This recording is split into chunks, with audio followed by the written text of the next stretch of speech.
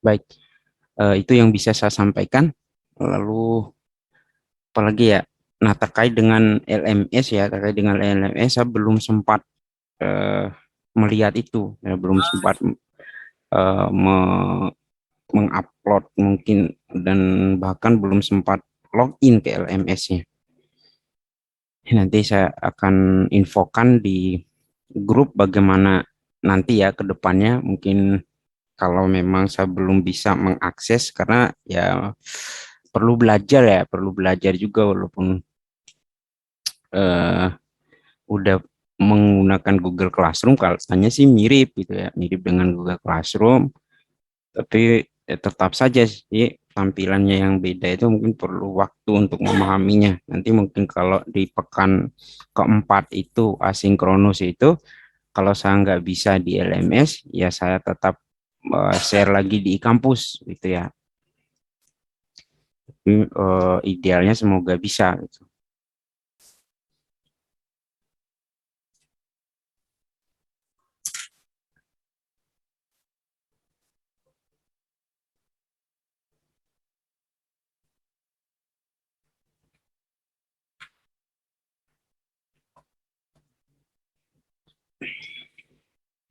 Baik, kalau seperti itu saya kira informasi yang saya sampaikan cukup ya. Jadi sekali lagi saya harap pengertiannya untuk minggu-minggu ini sampai November awal itu jadwalnya di luar jadwal yang ditetapkan gitu ya. Dan mungkin beberapa kelas itu harus digabung.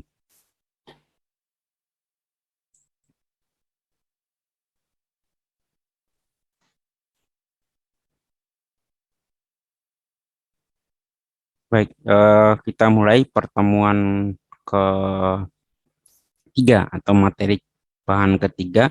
Jika kemarin itu pertemuan satu dan dua adalah pengantar yang harusnya ini ada materinya harus digabung sebenarnya di elemen eh, pegas, kemudian peredam sama massa. Tapi ini saya selipkan elemen peredamnya di sini. Jadi elemen peredam dan kita mulai masuk untuk membahas getaran. Kita mulai dengan getaran bebas. Nah, getaran bebas itu nanti dibagi dua, ada getaran teredam sama getaran yang tak teredam. Nah, untuk yang pertamanya kita mulai dari yang selalu kita mulai itu dengan yang sederhana. Sederhana itu ya berarti yang tak teredam. Jadi ada dua komponen sistemnya itu terdiri dari pegas dan massa.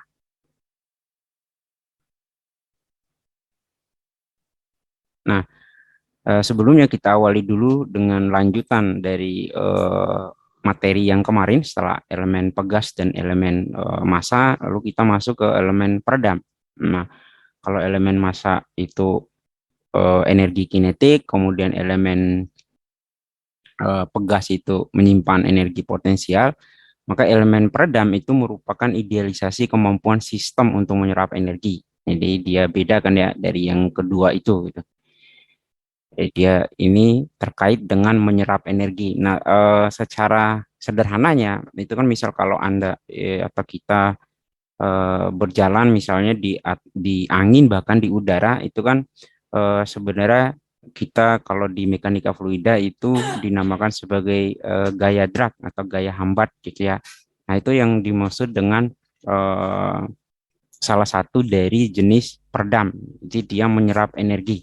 Nah, kalau di udara biasanya eh, energinya itu dipindahkan jadi karena ada gesekan itu kemudian dia terurai menjadi panas atau menjadi bunyi. Makanya kalau di kecepatan supersonik misalnya kecepatan di atas kecepatan suara maka karena densitas udara yang tinggi di kecepatan itu maka mulailah timbul efek dari drag itu bukan hanya gaya hambat tapi efek sebenarnya itu adalah temperatur yang tinggi gitu ya karena akibat adanya gesekan. Nah, itu adalah salah satu contoh atau contoh yang paling sederhana atau yang paling umum yang bisa digunakan yang dimaksud dengan peredam itu seperti apa gitu ya. Nah, tentu dalam sebuah sistem model peredam itu mekanismenya bisa tidak seperti itu, tapi bisa berwujud dalam beberapa model. Contoh, ini dikategorikan yang pertama yang akan sering dipakai di awal itu ada tentang redaman viskos. Nah, redaman viskos itu mirip seperti tadi yang saya jelaskan di awal bahwa uh, redaman viskos ini hambatan atau resistensi terhadap gerakan itu, terhadap maksudnya gerakan getaran itu disebabkan oleh viskos fluida. Artinya eh, disebabkan oleh viskositas fluida itu. Jadi kalau kita bergerak di udara kan lebih ringan dibanding kita bergerak di air. Nah, itu kenapa ya? Karena viskositas air itu membuat kita itu lebih lebih lebih teredam ya, lebih teredam ketika kita mau melakukan gerakan. Kenapa ya? Karena eh, viskosnya tinggi gitu. Nah, ujung-ujungnya yang kita ingin tahu kan nanti redaman baik redaman visko dan tiga-tiga ini adalah kita ingin tahu sama seperti kalau pegas itu konstanta pegas, maka kita cari yang namanya konstanta pegas ekuivalen. Nah, kalau di massa kita cari massa ekuivalen. Nah, di sini redaman itu kita cari konstanta redaman yang ekuivalen gitu ya. Nah, lalu kemudian ada redaman fisik. Kemudian selanjutnya ada redaman yang dinamakan atau disebut dengan redaman Coulomb, kehilangan energi karena adanya gesekan antara permukaan. Nah, ini sih bisa dibayangkan ya. Jadi kalau ada sebuah gerakan, misalnya objek, kemudian dia melewati bersentuhan permukaannya di persentuhan dengan benda lain. Nah, itu disebut dengan redaman kolom itu. Jadi tentu ada kehilangan energi. Kenapa ya? Karena ada gesekan. Ini berbeda ketika Anda mau mendorong benda di permukaan licin dan permukaan yang kasar tentu berbeda gitu ya. Nah, itu yang disebut dengan redaman kolom itu. Jadi energi itu hilang karena gesekan antara permukaan.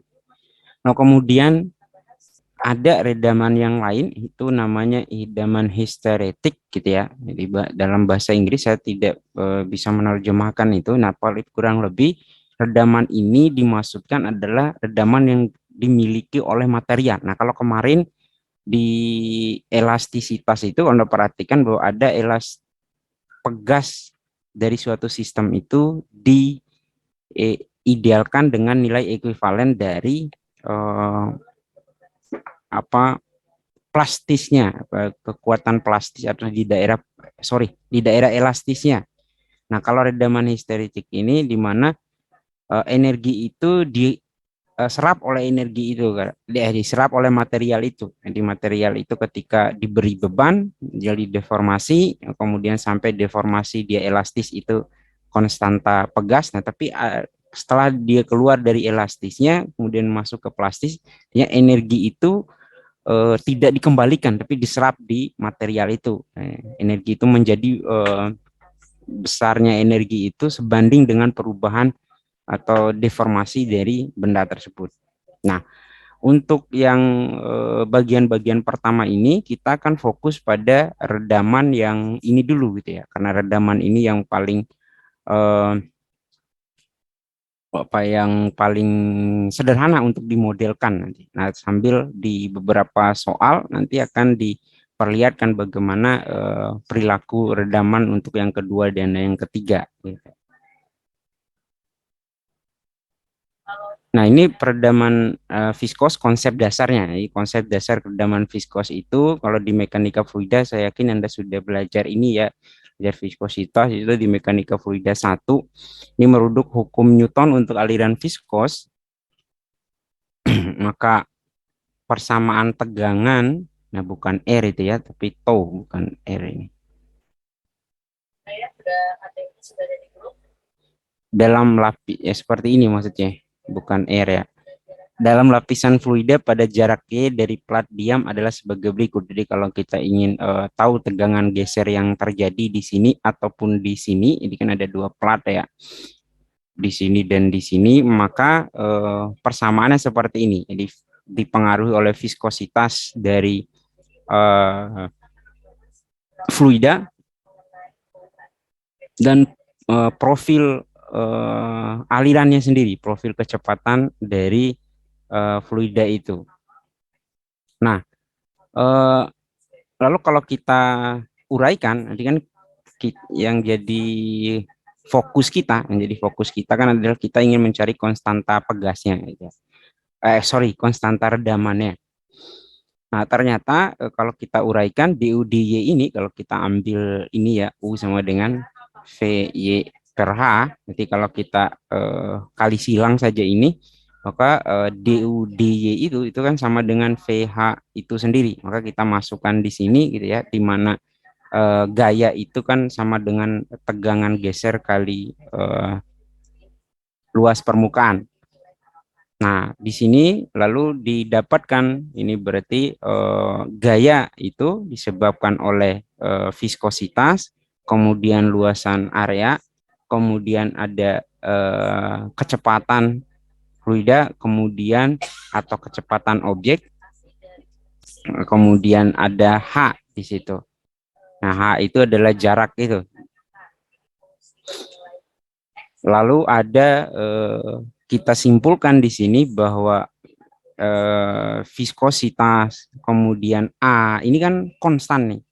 Viskositas A dan H itu kan konstan. Jadi kalau ada gerakan mereka kan nggak berubah. Misal kalau ada sistem eh, peredaman gitu ya, misalnya di sini ada piston, kemudian di dalamnya ditaruh cairan gitu kan ya. Yang berubah kan adalah tergantung kecepatan dari sistem ya. Jadi masa sistem itu bergerak, misalkan katakanlah di sini ada pegas lagi satu gitu ya. Nah, di atasnya ada massa. Nah, gerakan yang berubah itu yang mungkin berubah adalah massa, sementara luasan yang nggak beda. Jadi tetap luasannya, kemudian ada viskositasnya, viskositas cairan itu ya sama gitu kan ya. Viskositas cairan yang ada di peredam ini. Nah, kemudian jarak H, ini H kan ini maksudnya dari jarak dari dinding ke aliran tersebut. Ya sama saja, maka kita sebut ini, kita coba satukan tiga variabel ini menjadi sebuah konstanta. Ya. Sebuah konstanta, maka didapatkanlah ini. Jadi viskositas VH itu menjadi, bukan VH. Saya kan udah bilang bahwa V tadi itu berubah gitu ya, tergantung dari gerakan dari massa ini gitu ya. Nah, maka kita peroleh viskositas A dan H itu sama dengan ini, V sama dengan CV. Nah, berbeda dengan konstanta pegas kemarin kan kita ketemukan bahwa F sama dengan K kali X gitu ya. Konstanta pegas itu sebanding dengan perubahan atau perpindahan posisinya. Nah, di sini gaya yang ditimbulkan oleh peredam itu bergantung bukan pada posisi, melainkan pada kecepatan. Di konstanta dan kecepatan. Nah, sekali lagi C itu apa ya? C itu tadi yaitu viskositas A dan H. Nah, ini kita sebut konstanta karena memang dalam sistem itu dia konstan. Nggak mungkin dia berubah.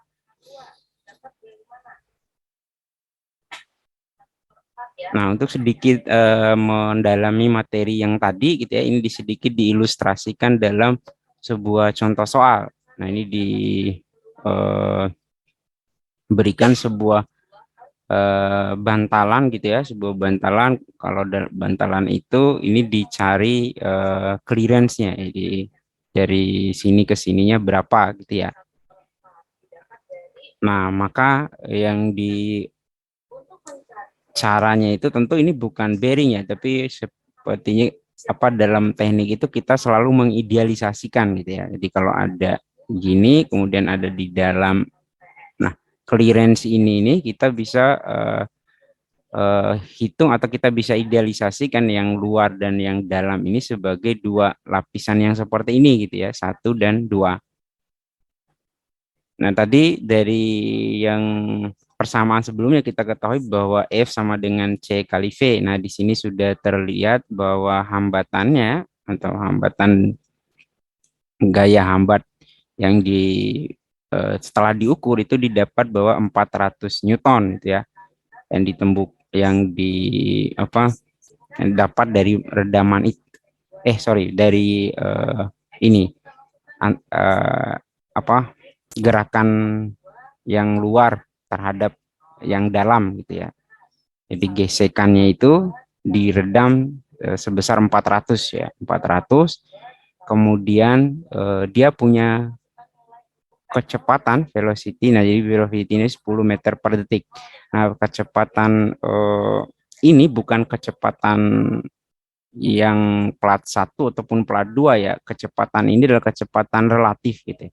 Jadi kalaupun yang bawah kecepatannya 0 berarti memang kecepatannya 10. Tapi kalau pada saat yang sama yang bawah itu juga punya kecepatan, maka 10 ini adalah selisih antara kecepatan ini dan kecepatan ini atau disebut dengan kecepatan relatif.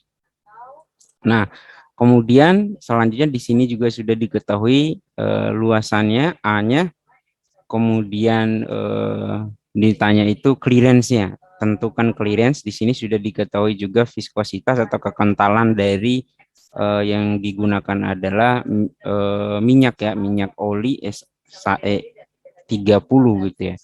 Nah, ya pakai saja rumus yang sebelumnya tadi gitu ya. Cari dulu konstanta, konstantanya itu adalah rumus F yang tadi, F kali CV itu ya dirubah saja karena kebetulan F-nya yang sudah diketahui. Nah, sudah dapat C-nya, viskositasnya udah diketahui, A-nya sudah diketahui, ya hanya tinggal dicari dengan persamaan yang ini. C-nya juga sudah diketahui dari ini. Maka didapatkan 0,86125. Jadi dasarnya seperti itu, konsep dasar dari viscous damping atau peredaman dari viskos itu. Jadi konstanta yang kita pakai adalah ini, gayanya dari peredam itu adalah ini. F sama dengan CV. Nah, ini lanjutan seperti yang di pegas. Kalau di pegas ada kombinasi pegas, di peredam ada kombinasi peredam. Nah, berbagai sistem tentu memiliki lebih dari satu peredam. Saat peredam muncul dalam kombinasi, kita dapat menggunakan prosedur yang sama seperti pada pegas. Jadi kalau kita ingin mencari konstanta ekuivalen dari peredaman yang lebih dari satu, ya kemungkinannya kan hanya ada dua. Kalau dia nggak paralel, maka dia seri. Paralel itu misal kalau ada sistem, maka dia eh, seperti ini ya. Peredamnya seperti ini. Jadi kalau dia seri, ya dia berurutan. Ya berurutan.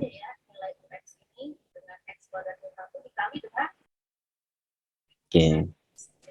Nah, kalau dia paralel itu dia akan rumusnya ini.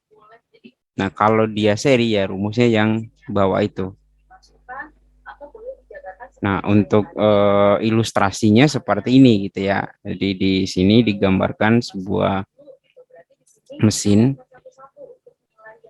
Nah, di bawahnya itu ada 4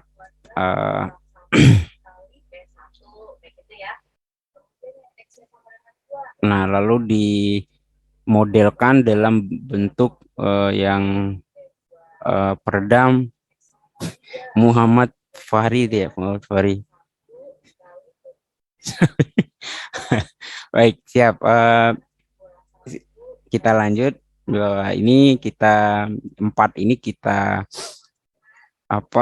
idealisasikan dia, ada peredam, ada pegas gitu ya. Nah, dengan kasus bahwa kita mengasumsikan beratnya ini terpusat gitu ya, berat mesin ini terpusat di center gravitinya, maksud gravitasinya itu berada di tengah. Nah, kalau dia di sini ya mungkin akan beda, bukan mungkin ya, akan beda lagi ceritanya ini. Tapi untuk menyederhanakan dulu masalahnya, kita anggap bahwa center dari masanya, pusat masanya di tengah. Oleh karena itu semua keempat-empatnya itu memikul beban yang sama gitu ya, memikul beban yang sama. Maka untuk gayanya, untuk gaya pegasnya, maka K ekuivalen arti maksudnya konstanta dari keempat-empatnya dikali dengan kecepatannya, tentu dikali dengan jaraknya, tentu jaraknya akan sama, setiap gerakan itu jaraknya sama karena ya tadi center massnya sama, kemudian ada FD atau gaya yang diredam selama pergerakan itu, di konstanta peredam ekuivalen, maksudnya dari empat-empatnya itu dikali dengan perpindahannya, dikali dengan turunan pertama dari perpindahan atau kecepatannya, itu sama dengan ini didapat apa kecepatan dari yang dialami oleh empat-empatnya itu sama gitu ya. Nah, karena dia ini kan paralel, kan sejajar, ya sudah seperti ini saja keekuivalennya itu ya K1, K2, K3, K4, ekuivalen C1, C2, C4. Nah, walaupun nanti misalnya K2-nya itu berbeda, K3, K4 itu berbeda, ya tinggal ditambahkan saja ya. K1, K2, K3, K4 ya sudah. Nah, kalaupun sama ya tinggal ditulis 4K dan 4C. C itu kira-kira pemodelannya dari yang ini, kemudian kita modelkan seperti ini, lalu idealisasi akhirnya adalah bisa digambarkan yang seperti ini, gitu ya. Jadi,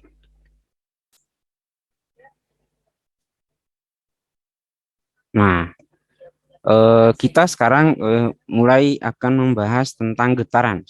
Nah, sebelumnya itu kan belum masuk getaran, baru kita memahami bahwa sistem dinamis itu, sistem getaran itu atau analisis getaran itu bisa digunakan dalam itu, gitu ya. Kita sudah buktikan sendiri bahwa elemen pegas itu bisa ada ekuivalen dari elastisitas, kemudian tadi peredamnya adalah kita gunakan viskos redaman, massa juga seperti itu, gitu ya. Nah, sekarang kita mulai masuk ke getaran. Nah, kita awali dengan getaran bebas.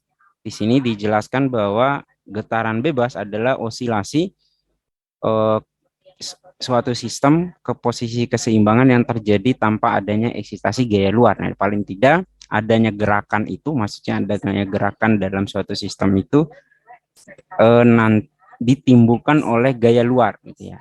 Ditimbulkan oleh gaya luar. Tidak ditimbulkan oleh gaya luar, tanpa pengaruh gaya luar. Nah, lebih jelasnya itu adalah bahwa massa bergerak karena gaya awal.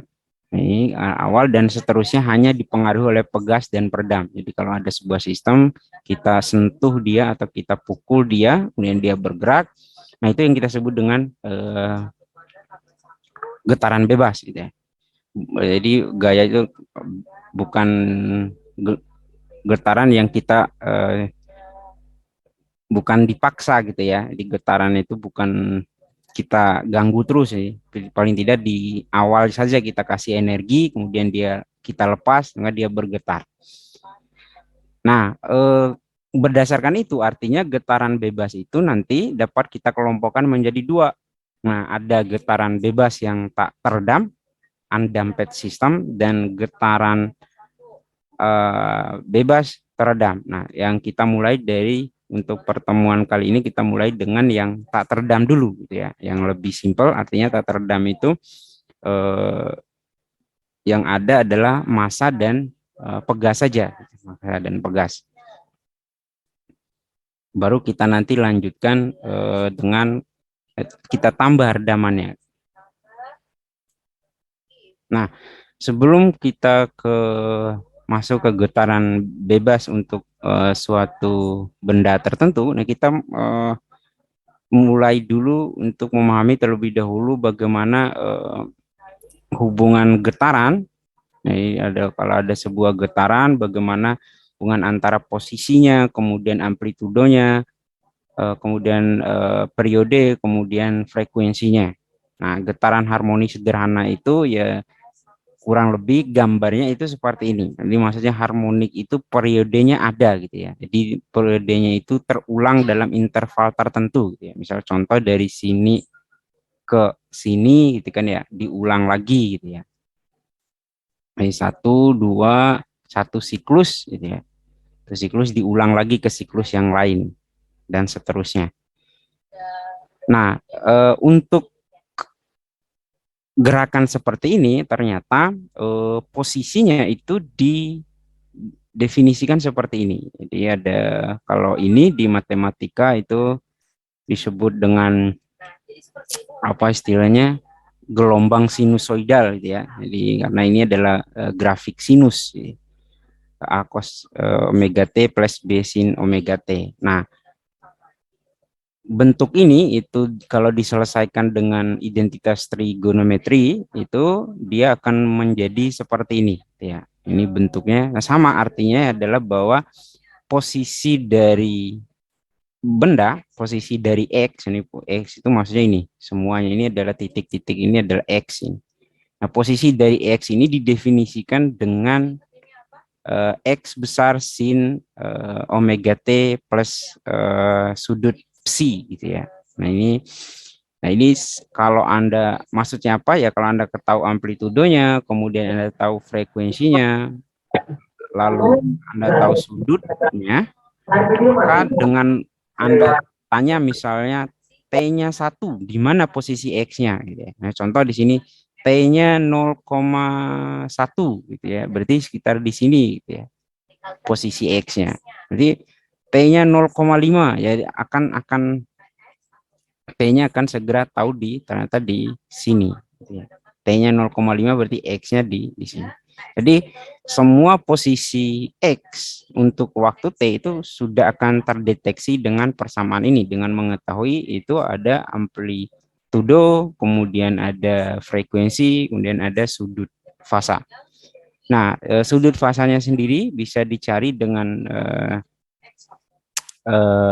tangen min 1 A per B. Nah, A per B ini sendiri, A ini adalah sebuah konstanta yang dari pengukuran itu ketahuan gitu ya. Ini konstantanya keluar, A-nya itu berapa, B-nya itu berapa. Nah, kemudian ada X. Nah, X-nya sendiri itu tadi amplitudo X besar itu bisa dicari dengan A kuadrat plus B kuadrat. Lalu ada variabel lain, yaitu adalah T dan F. Nah, periode dan frekuensi. Nah, itu adalah parameter dari getaran umum ya, getaran harmonik sederhana. Kita belum masuk ke sistem gerakan benda dan pegas ya. Ini baru definisi dari sebuah getaran, dengan posisinya itu di didefinisikan sebagai ini persamaannya ya. Di setiap posisi X dalam waktu T itu ditentukan oleh ini. Nah, di mana di bawah itu ada keterangan X sama dengan posisi, T sama dengan waktu, X sama dengan amplitudo, T sama dengan periode, dan F sama dengan frekuensi, psi sama dengan sudut fasa. Oh iya, tadi saya lupa ya. Sebenarnya ini saya mau cerita lagi. Jadi kan kalau saya lagi latsar itu, dalam diklat itu kan ternyata kita kayak sekolah juga gitu kan. Saya masuk sekolah pakai baju putih gitu kan. Nah, ternyata yang mengajar itu memang orang-orang yang latar belakangnya dari pendidikan gitu, SPD, MPD gitu. Nah, saya juga kan nggak pernah mengajar nih sebelumnya, nggak pernah mengajar, kemudian S1 di teknik mesin, S2 di teknik mesin, latar belakang mengajarnya nggak ada. Ternyata di sana itu sebelum belajar itu ada istilahnya pembuka, kemudian pertengahan, penutup. Jadi pembuka itu ada semacam beberapa langkah gitu ya, 10-15, ada doa, kemudian di orang-orang itu mengawali kuliah itu dengan doa, dan saya juga dianjurkan seperti itu, tapi tadi saya lupa gitu ya. Nanti mungkin di pertemuan selanjutnya mungkin bisa kita terapkan gitu. Di dalam proses belajar mengajar itu ada dibagi, ternyata ya saya nggak tahu gitu kan ya, sampai sekarang masih buat, ternyata di pendidikan itu buat RPS gitu-gitu kan ya. Nah, sementara di teknik mesin kan nggak pelajar itu gitu. Selama Anda di S1 itu ya nggak belajar tentang micro teaching dan sebagainya. Tapi ternyata ya kita belajar itu di kelas juga itu kita belajar itu, dan saya tadi lupa gitu ya, lupa untuk memulainya dengan doa, kemudian memulai dengan beberapa pertanyaan, mungkin ada masalah dari individu-individu yang ada di sini gitu ya. Nah, baik, kita sambung ke yang ini, kita sambung ke materi kita. Nah, untuk memahami sedikit memahami lebih dalam terkait dengan tadi, ini diberikan sebuah respon. Nah, respon ini tentu diukur ya. Respon dari sistem itu diberikan dengan nilainya 0,003 cos 30T plus 0,004 dan sin 30T ya. Responnya dalam bentuk posisi gitu ya, meter. Nah, di sini tentukan A amplitudo, kemudian period of motion di periodenya, kemudian frekuensinya, lalu ada frekuensi lagi dalam bentuk rad per detik, kemudian frekuensi dalam RPM, dan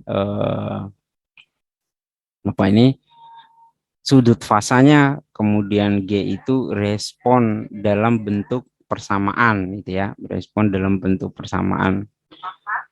Nah, maksudnya 1,12 itu yang ini ya. Ini saya tidak tandai 1,12 itu yang ini gitu ya. Ini yang umum dipakai itu yang ini. Nah, kalau kita lihat kan rumusnya sudah ada semua itu ya. Contoh untuk kasus pertama itu yang ditanya adalah amplitudo dari gerakan tersebut. Jadi amplitudo itu gerakan terjauh gitu ya. Dari titik nol itu gerakan terjauhnya berapa. Itu amplitudo. Lalu kalau kita mau cari kan berarti akar A kuadrat plus B kuadrat gitu ya. Jadi untuk nomor A itu amplitudonya sama dengan A-nya 0,003 ditambah dengan 0,004. 0,4 kuadrat ya. Oh ya, kuadrat. Kuadrat. Nah, seperti itu. Lalu kemudian nomor B-nya sendiri yang ditanya adalah periode. Periode of motion. Nah, periodenya itu kita lihat rumusnya adalah 2pi per omega ya. T-nya sama dengan mana tadi? Sorry. 2pi per omega. 2pi per omega ya. Nah, omeganya ini kan kita lihat ya, ini A, ini omega gitu ya. Ini omega, kemudian berarti kalau di situ, sorry, mana tadi? Di omeganya ya 2pi-nya 2pi, omeganya adalah 330. Nah, kemudian nomor C itu adalah frekuensi dalam hertz. Nah, frekuensinya itu ya ini F sama dengan omega 2pi gitu ya. Kemudian ada apalagi frekuensi dalam radian ya. Frekuensi dalam radian dalam omega dirubah dalam bentuk frekuensi yang ini kan dalam hertz gitu, itu dirubah dalam radian. Itu ada yang ingat apa?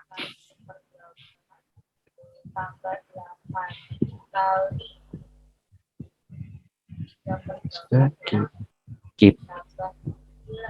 Oke, bentar. Lupa saya itu, ada yang ingat rumus untuk mengganti frekuensi itu ke dalam apa? Ke dalam amin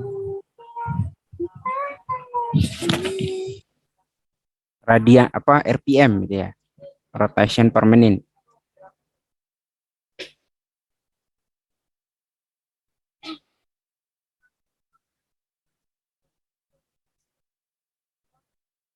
frekuensi dalam RPM gitu ya. Dari artinya yang dari pertamanya dari eh, dalam hertz kita ke radian per second dulu. Radian per second dulu. Radian per second itu adalah ini saya kita dibalik saja.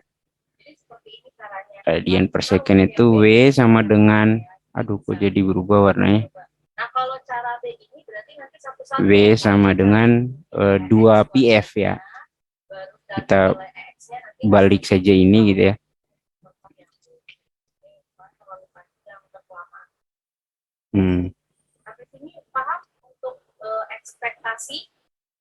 Maksudnya adalah ini ya 30 omega itu ini satuannya dalam radian ya. Kalau nanti Anda cari hasilnya ini ya pasti 30 ini gitu ya.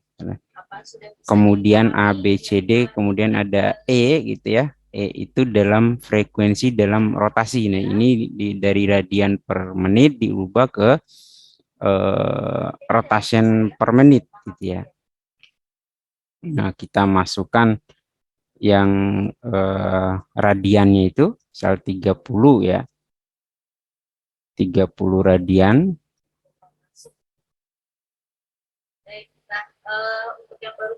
Radian per second itu ya kita ubah ke RPM yaitu 2 pi dikali dengan 60 per 1 menit gitu ya. Jadi kita ingin merubah ke radian ke rotation per menit, ada 60 per 2 pi gitu ya maksudnya. Kemudian yang terakhir ada F. Ada F itu ada fasa. Nah, fasanya itu tadi ada rumusnya gitu ya. Nah, ini tangen min 1 A per B. Ini ya. Berarti tangen min 1 A-nya itu adalah berapa A-nya? A-nya itu 0,003 dibagi 0,004 gitu ya. Nah, kemudian selanjutnya yang terakhir ya disuruh tentukan dalam bentuk persamaan ini. Berarti yang diminta adalah X-nya sudah ketemu ya, tinggal ditulis aja. Berarti yang diminta nomor G itu persamaan dalam bentuk yang kedua. Ini kan dalam bentuk yang pertama nih, yang ini dalam bentuk ini gitu ya. Nah, yang diminta dalam bentuk ini. Jadi tinggal ditulis, berarti nomor G itu adalah X T itu sama dengan amplitudo kali sin. Nah, amplitudonya ini, nanti kalau ketemu hasilnya ini, ya tinggal ditulis saja berapa. Misal katakanlah di sini hasilnya 0,005 gitu ya. Ya tinggal dimasukkan saja 0,005 gitu. Kemudian, oh iya ya harusnya 0,005 itu hasilnya. 0,005 lalu kemudian berarti sin omega T per sudut fasanya. Nah, jadi ada sin omeganya 30T ditambah dengan sudut fasa. Nah, sudut fasanya di sini dicari dengan nilai ini. Jadi berapa nilainya ya tinggal dimasukkan. Nah, itu kira-kira ilustrasi dari sebuah getaran sederhana atau getaran tadi yang disebut dengan gerakan harmonik gitu ya. Gerakan harmonik jadi jaraknya itu diwakilkan oleh grafik sinusoidal gitu ya. Jadi kalau kita mau cari frekuensinya bisa, mau cari periodenya bisa, lalu kemudian mau cari posisinya di mana pada saat waktu tertentu itu bisa.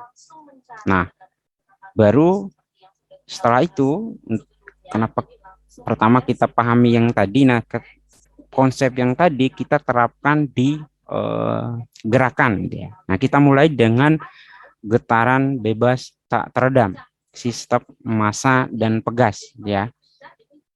Nah, di sini diperlihatkan sebuah sistem ya, sebuah sistem itu bergerak ke arah X ya. Ini sistem 1 derajat kebebasan, jadi dia hanya bergerak ke sumbu X saja. Lalu dibuat koordinat dia, arah itu arah positif, yang ke kiri arah negatif. Nah, dari sistem ini kita buatkan pemodelan atau diagram benda bebasnya. Nah, diagram benda bebasnya seperti yang sebelah kanan. Nah, ini ditunjukkan friction free surface. Nah, artinya ini tidak mempertimbangkan gesekan. Gesekannya itu bebas gesekan gitu ya, bebas gesekan dalam permukaannya. Kalau nanti ternyata kita mempertimbangkan ada gesekan, ya beda lagi nanti. Ya, berarti dengan redaman. Nah, sekarang kan kita mau pertimbangkan dulu getaran bebas tak teredam gitu ya. Ini kita anggap uh, licin itu ya, di permukaan yang licin. Nah, lalu kalau kita buat diagram benda bebasnya itu seperti ini gitu ya. Jadi gaya yang terjadi pada massa itu adalah gaya yang disebabkan oleh konstanta pegas dan X jika dia bergerak. Nah, kalau untuk vertikalnya tentu tidak akan bergerak ya, karena eh, tidak ada gerakan relatif di arah vertikal ya, karena sudah dia di permukaan gitu, ditambah lagi nggak ada faktor gesekan gitu. Nah, maka di sini saling menolkan gaya massa dikali dengan gravitasi itu dilawan oleh gaya normal dari permukaan. Nah, maka kalau kita uraikan dengan gaya apa gerakan rumus gerakan dari Newton itu kan F sama dengan M kali A kan begitu. Nah, F-nya yang mana? F-nya ya ini min kx gitu ya. Kalau tulis min kx misalnya, tapi sama dengan M kali A kan begitu. Nah, atau biasanya kan kx itu adalah respon ya, biasanya ditulis juga sama sih, sama saja MA, karena yang menimbulkan gaya di pegas itu karena massa gitu. MA sama dengan min kx ya, sama saja. Nah, untuk diperhatikan bahwa dalam sistem getaran itu punya sesuatu yang unik gitu ya, sesuatu yang unik untuk melambangkan persamaan diferensial.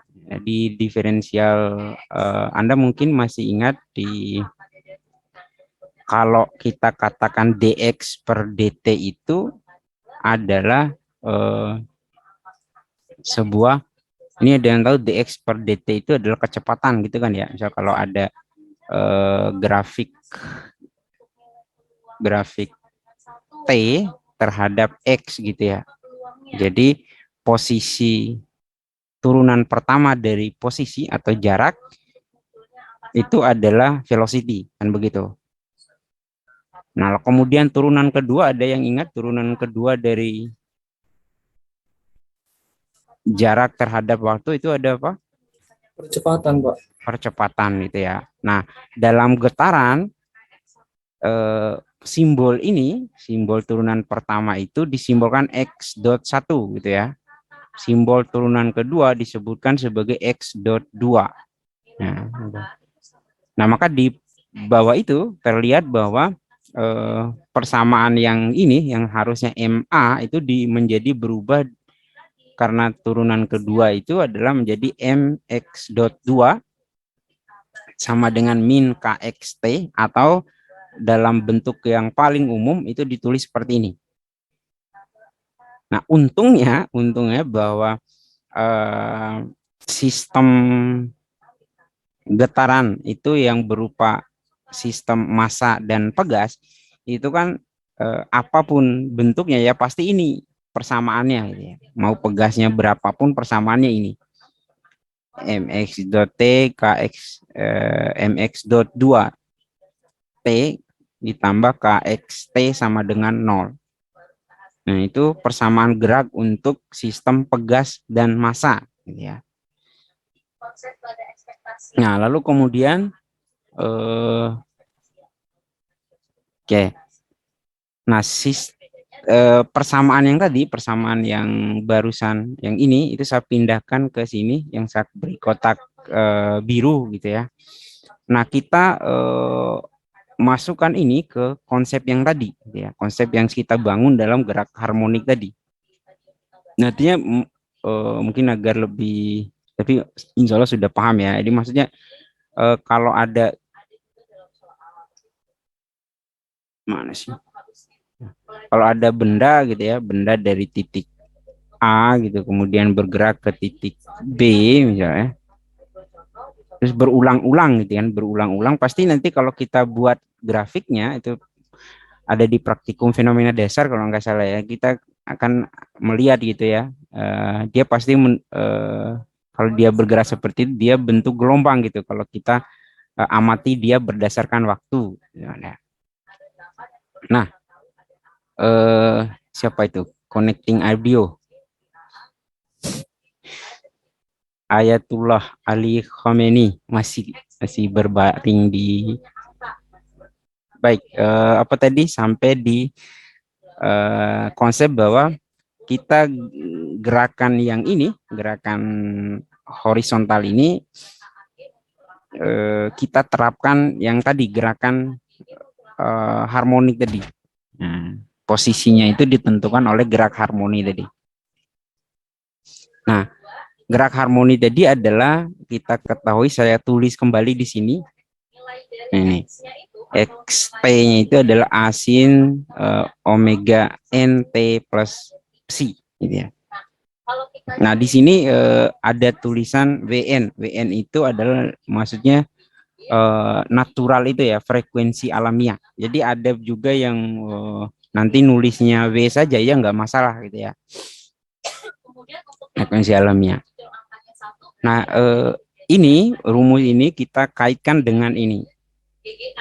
Nah, kalau ini rumus gerakan dari pegas dan massa, sistem massa tadi, dan XT-nya didefinisikan sebagai ini, maka kita coba masukkan dia. Ini kalau Anda masukkan nanti, masukkan A sin omega T di sini ya, sin omega T.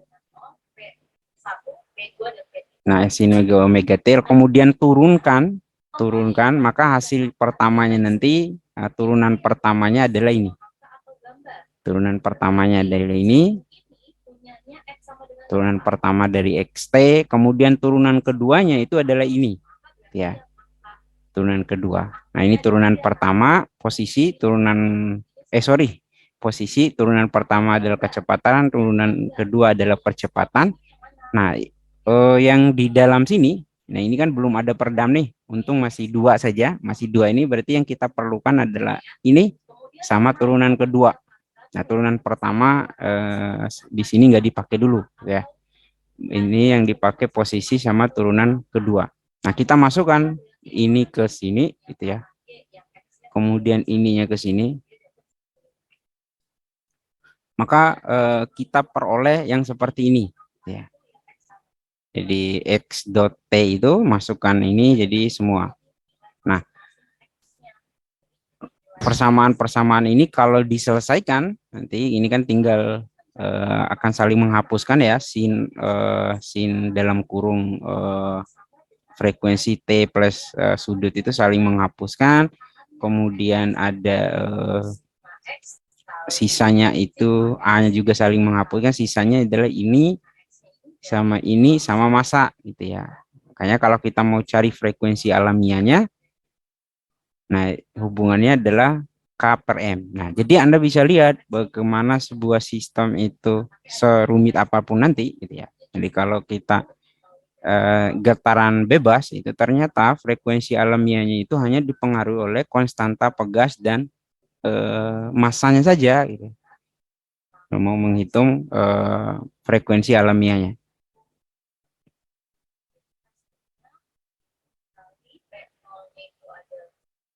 Oke, sekarang masih lanjutan dari tadi. Kalau yang tadi adalah saya tulis saja ya. Maaf. Saya tulis saja biar nanti ini kita masuk dengan sebagai frekuensi alamiah WN, itu frekuensi alamiah si alamiah. Nah, kemudian yang ini X0 atau itu posisi awal ya.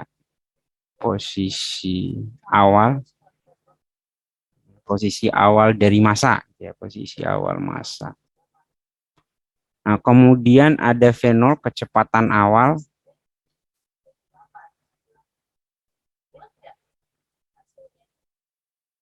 Kemudian ada A,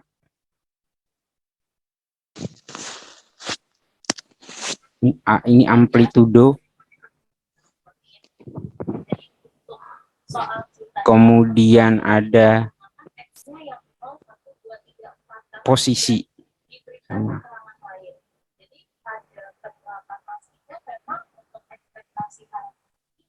Oke, ini artinya kita bisa menghitung posisi, kecepatan, amplitudo, posisi. Nah, berdasarkan konsep gerak harmoni tadi, tapi yang Anda lihat, Anda tidak menemukan lagi yang di XT-nya itu, kita tidak menemukan lagi sin dan segala macam. Kita bisa merubah parameter sin itu dengan ini gitu ya. Frekuensi alamiah, kemudian X0 kuadrat tambah V0 kuadrat plus frekuensi natural. Ini ya, di sini baru sin omega nt plus tangen min 1 Wn X0 per V0. Nah, itu persamaan-persamaan yang dibutuhkan untuk memperoleh parameter-parameter dari getaran. Sebentar, ini belum ada percepatan ya. Ini sebentar, saya coba cek dulu. Harusnya ada percepatan. Getaran. Sebentar. Nah, ini sudah jadi peluang untuk nilai PA-nya atau kita bebas ya. Di sini untuk X yang pertama kita namakan A, B, dan C. Atau kalau misalnya mau yang misalnya X1, gitu. Nah, ini untuk peluang yang terjualnya itu seperti peluang terjualnya HPP itu seperti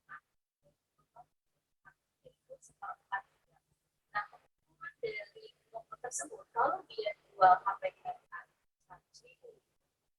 kalau HP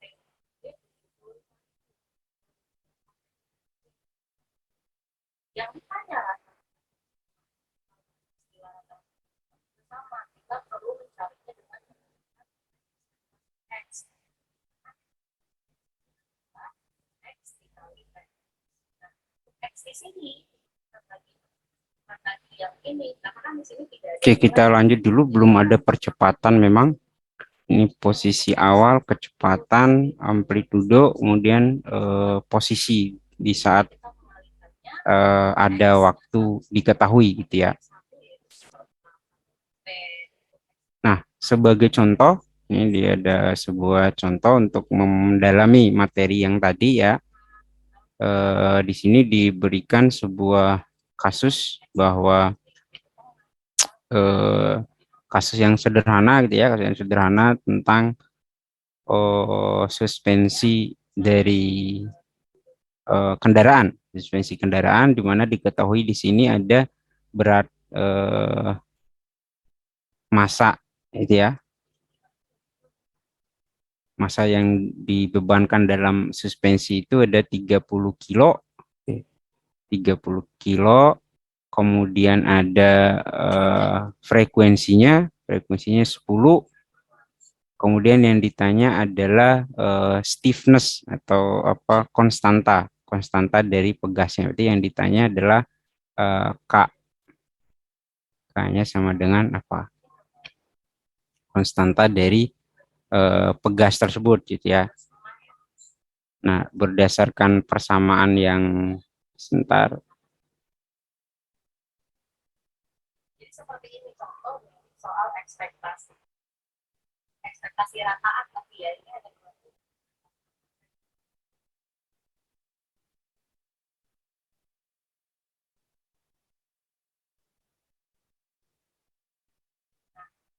sampai sini dulu untuk yang ekspektasi pertama tadi maupun ekspektasi yang lain.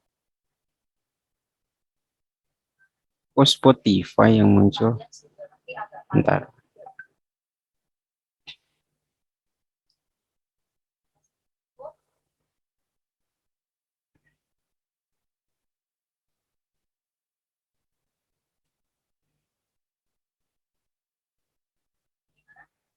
tanya atau lanjut.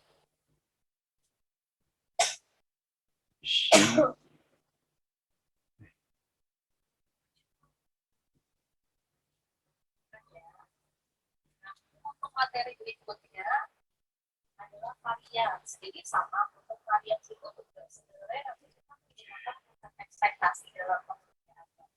Untuk varians, Oke, kita perhatikan bahwa yang diketahui adalah massa ya. Kita tulis saja dulu ada massa sama dengan 30 kilogram. Kemudian ada frekuensi osilasi gitunya adalah berarti kalau dalam hertz berarti 10 F berarti ya. F sama dengan 10 Hz. Nah, kemudian kita ketahui bahwa K ini sendiri punya hubungan yang sangat sederhana tadi dengan frekuensi ini ya, Wn omega N sama dengan akar K per M. Akar K per M. Nah, dengan itu maka kita hanya perlu mencari hubungan antara F dan omega, F dan W gitu ya. F dan W mana dia? Jadi hubungan antara F ini dan W ini gitu ya. Nah, kita lihat hubungannya di salah. ya itu definisi dari pembacanya. Berarti pembacanya Gerakan harmonik tadi gitu ya, bahwa ini adalah hubungan antara nih F sama dengan omega per 2 pi. F sama dengan omega per 2 pi. Jadi F sama dengan omega per 2 pi. Nah, kalau kita mau cari W-nya berarti W sama dengan F kali 2 pi ya, gitu. Nah, itu nih tinggal dikalikan saja gitu ya. Tinggal dikalikan saja berapa. Artinya masukkan nilainya 10. Ini 10 Hz dikali dengan 2 pi radian. Nah, setelah dapat itu, setelah dapat nilai omeganya ya tinggal dimasukkan ke persamaan ini. Tapi yang ditanyakan adalah K. Berarti K itu K akan sama dengan kalau kita akar K, oh ya berarti K akan sama dengan M dikali dengan omega N kuadrat. Nanti temukan nilai W-nya dulu ya, W dari F.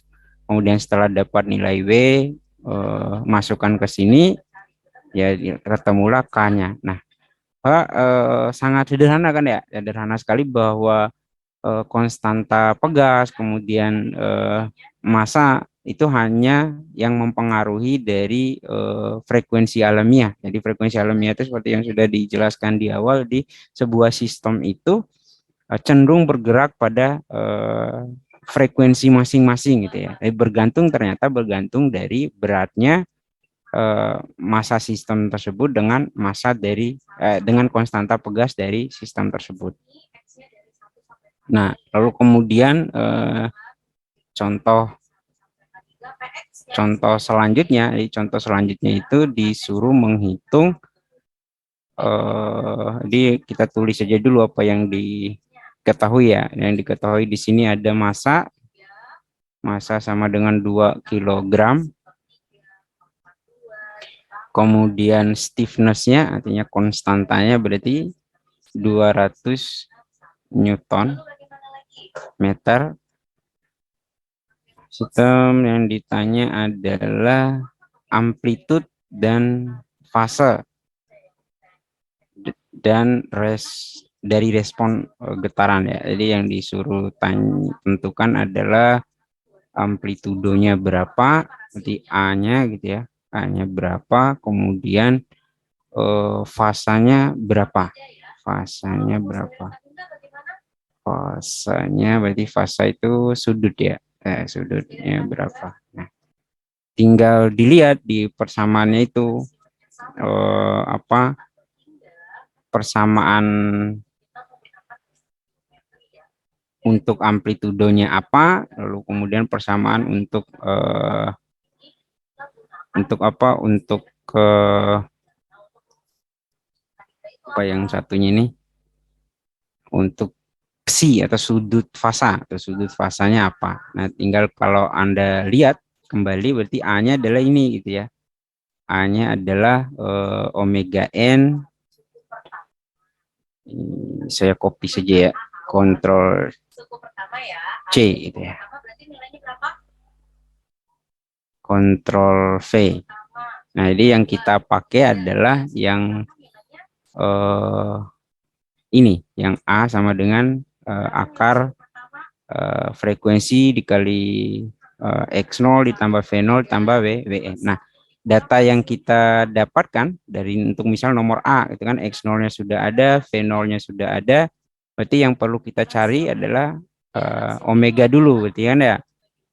Nah, omeganya adalah kita bisa temukan dari yang tadi sama.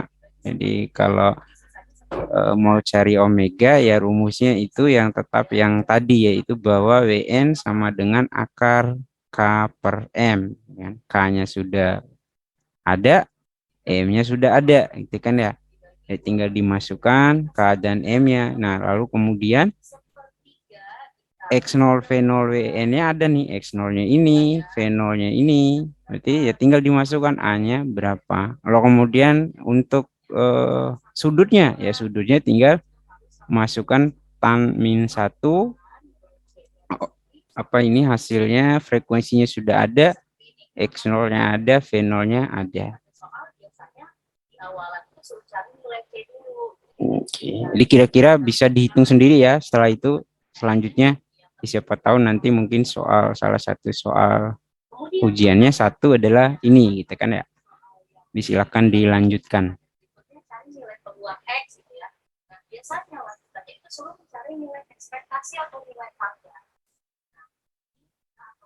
Nah, kemudian ini ini latihan ya. Ini sudah cukup, jadi silakan dicoba ini dikerjakan nanti.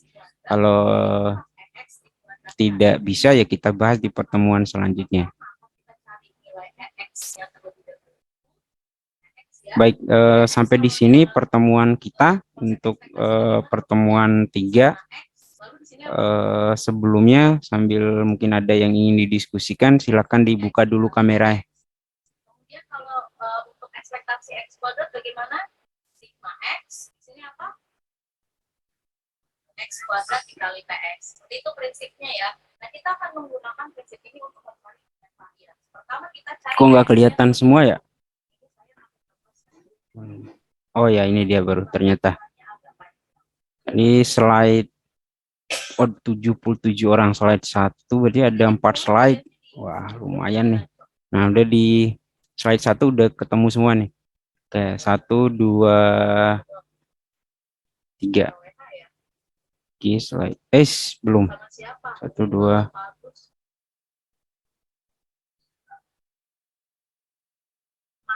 Oke, slide 1 sekarang berarti slide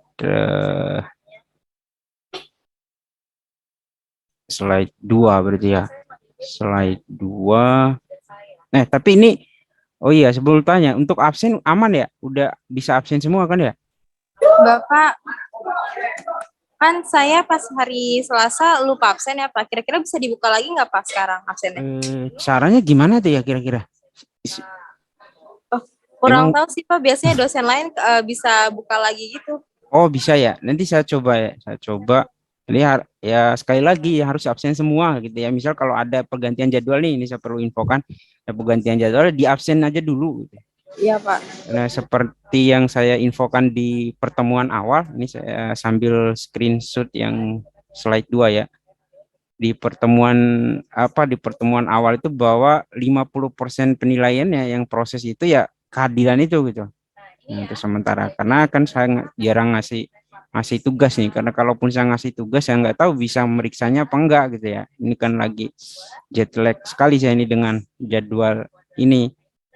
Maka 50%-nya itu ya di